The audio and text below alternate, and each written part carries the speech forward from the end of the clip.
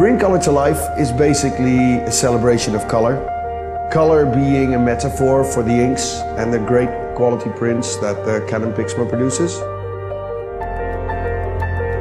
Canon's briefing to Dentsu London was the request to reinvigorate the Canon Pixma brand in a time where most photography and image sharing takes place digitally.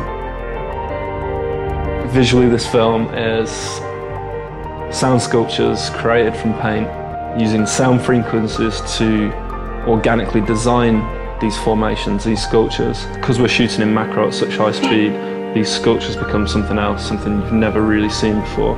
The amount of depth of field that we have is less than 1 millimetre of actual sharpness. And if you've got this thing that's 4 or 5 feet in diameter, the technical challenge of getting that correct is massive, enormous. I have a huge range of colour combinations that I choose from.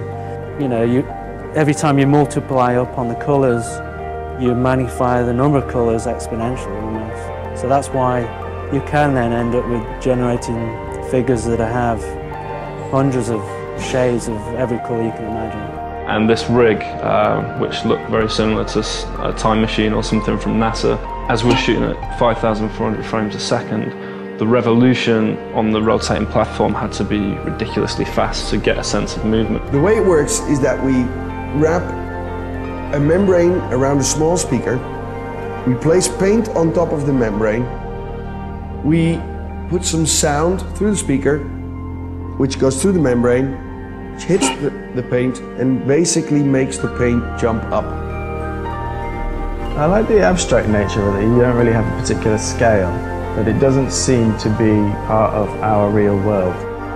And then within a certain moment, we capture it and we got some beautiful imagery.